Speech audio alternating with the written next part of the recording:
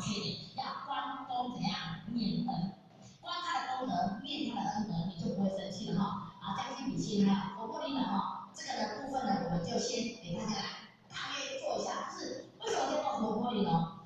你知道我们有一次呢，在五种班一班的时候，那一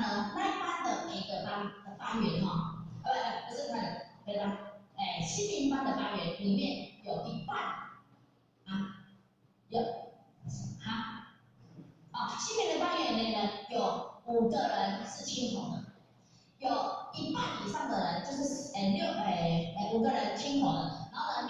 六个人呢是入40个人以上的班员，比任何别的班的都要多。可是呢，因为他们班务主任只跟同学讲，只能1个，精进班1个。你说1个哦，那太少了怎么办？他们这么优秀也不知道给谁，后学呢就请示了给梁思慈呗，梁思慈就跟后学讲，没有精进奖就特别奖啊，特别奖，所以全部都拿特别奖，一个苹果，一个奖状，多不多？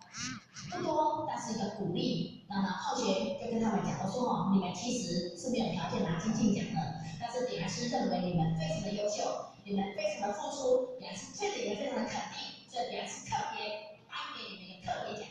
你们好好的感谢李老师慈悲给我们这个机会啊。这样讲的时候有没有？他就很感动，然后呢又能够拿到奖，又很高兴。好，办到非讲话的办到哈，来我们看听，一个耳朵，一个心，有没有？所以呢，我们用心来听，用心来聆听，用耳，知道吗？眼睛看会累，嘴巴说会累，耳朵听不会累，你们知道吗？所以